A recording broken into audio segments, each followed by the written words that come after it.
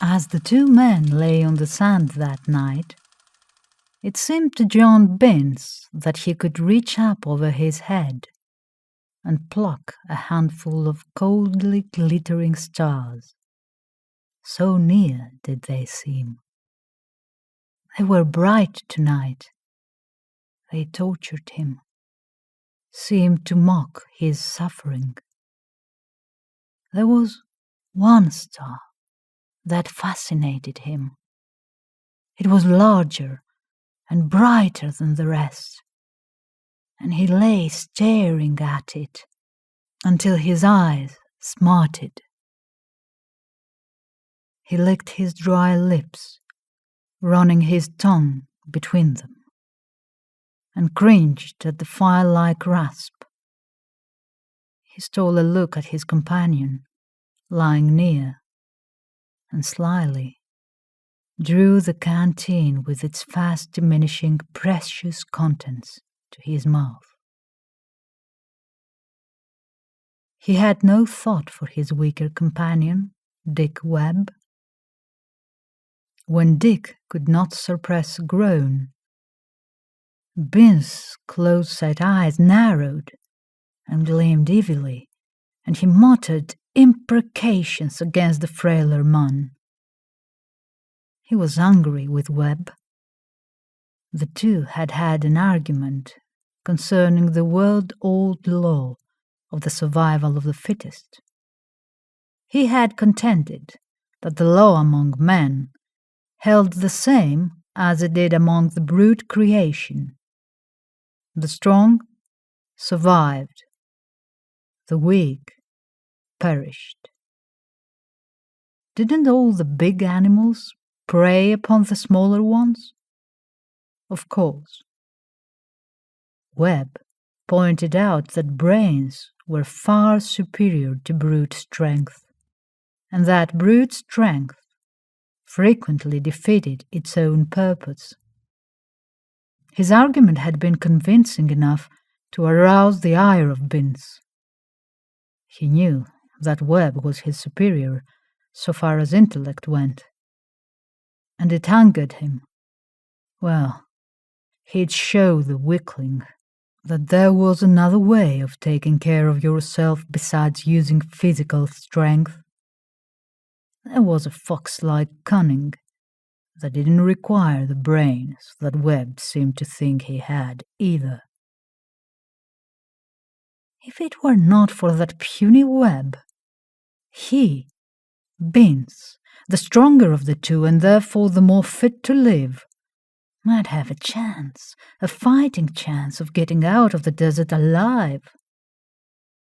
They were lost. What food they had carried with them was gone, and the water was running low. Water was the worst problem. The moisture of the body dries up rapidly in those hot sands. Binns' tongue was rough, his throat beginning to ache, his lips to crack. The two men could not last much longer. One of them simply must be left there. Which one? Not Binns. He loved life too well to think of sacrificing it for a weakling, whom in his opinion the world would never miss. And Binns himself was normally a strong man. Binns's fear of death was a morbid one. It was this fear that had led him from the beginning of their mishap to take craftily more than his portion of the water and give Dick less. It was all Dick's fault anyway, for had he not gotten Binns into this fool's chase after gold, he cursed himself for having been so silly as to be led away from his former life, where he had lived fairly well on what he could pick up by his wits. The man at his side stirred, mumbled something in a half-delirious way, then asked for water. Binns sat up. his little eyes that were set almost into the sides of his nose, glaring at Webb. "You've had your share," he snarled. "Water!" the weaker man croaked insistently, holding out a tin cup. Binns would not permit the other to drink from the canteen. The risk of his getting more than his share was too great. Binns had carried through the bluff at economizing by pointing out to Dick that it was better to measure his allowance. He was scrupulous in doling out his own portion when Dick was looking. Then later, he always tapped the canteen on the sly. He carried the canteen containing what was left of the water himself, under an apparently generous impulse. He was the stronger of the two, therefore the one to shoulder the most of the burden. Dick again held his cup out in a trembling hand and demanded a drink. "Hell!" snarled Binns. He moved his hand impatiently toward the canteen, paused. Why should he waste the precious life-sustaining fluid on this half-dead man? He couldn't last, that was evident. Every drop that Dick drank now lessened Binns' chance of getting out. It was a sinful waste to pour water down the throat of man so nearly gone. It would be much better to let the poor devil die and be done with it. It would be really a mercy to put him out of his misery. Of course it would. Nobody'd ever know the difference, and then Binns would have a chance, a small chance of pulling through. He had never killed a man. The thought of murder made him creepy. But this feeling was not born of any value he placed on the life of a fellow human. It was rather of the dread of punishment and a superstitious fear. He had heard of men who had taken life, being ever after unable to sleep, the victim being always present in the slayer's imagination. All rot, of course, but the thought made his skull prickle. But this would not be murder. It would simply be the old law of self-preservation. Dick was becoming impatient in his demands for water. "You haven't been playing fair, you swindling thief!" he finally cried out in a weak voice. At the thought of his having been discovered, Binns' hot anger flared up as though the accusation had been unjust. Hate filled him, and his hand moved back, shot forward.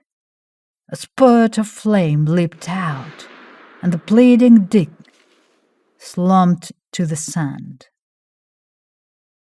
Binns, deathly sick now, mopped his face with a shaking hand and stood staring dazedly at the thing on the ground. Then he backed away. "God!" he mumbled as he looked in fascination at the huddled form. At last, tearing his eyes from the horrible object, he turned and ran frantically, stumbling over the uneven ground, falling again and again, up again, and on, until he fell, exhausted. He lay panting for some time. He did not know how long, with his eyes wide open. After a while, he began to doze fitfully, only to awaken each time with a start, for the figure with the cup was always before him. He reenacted the scene time and again. The pleading man, the flash of the gun, the slow sinking to the ground of his companion. At last, he became calmer, got up, and started on again. He hadn't any idea of which way he had been running. It might have been in a circle. That would never do. He must find something to go by. There was that bright star over there, the one that had fascinated him so, hanging above the horizon. If he kept toward that, he could at least keep a general course. Good old star. He'd follow it as long as it shone. He staggered on. If only he could get rid of that infernal thing before his eyes. That huddled thing on the ground. But wouldn't he have been a fool to give away the water, wouldn't he? He had as good a right to his life as any other fellow, sure, a better right than that thing he left back there. It would have died anyhow. He stopped and stared, beginning to sweat. The faint shadows cast by the sand dunes assumed grotesque shapes. One of the smaller sand heaps looked like that thing. He leaned forward, peering intently. He could have sworn it moved. He laughed aloud. He was a fool to get the jumps that way. Then he stumbled on again. In his horror, he had forgotten to drink, although his throat was torturing him. He imagined another one of those damnable shapes moved. He went forward and kicked at it savagely. He went on again, staggering, half delirious, and growing weak in the knees. Suddenly, he again stopped and stared. Still another shape. Well, he wouldn't be fooled this time. He staggered forward to kick it. The thing sat up and held out that intolerable cup. Binns plunged forward and fell on his face. The shape crawled to his side, felt over him, searching for the canteen, finally found it, raised it to its lips and sucked at the contents, then tried feebly to turn the fallen Binns over, to pour the few remaining drops of water down his throat. At daylight, a party of men found 2 bodies lying on the sand. A man stooped over one of them. "This here guy," he said, "is breathing yet. Looks like he'd been burned with a bullet side of his head. Ain't nothing much the matter but starvation, though. Reckon we can bring him round all right. What about the other one, Bill?" Bill turned the other body over, face up. 2 close-set little eyes stared up at the sky which they did not see. "Couldn't be any deader," announced Bill.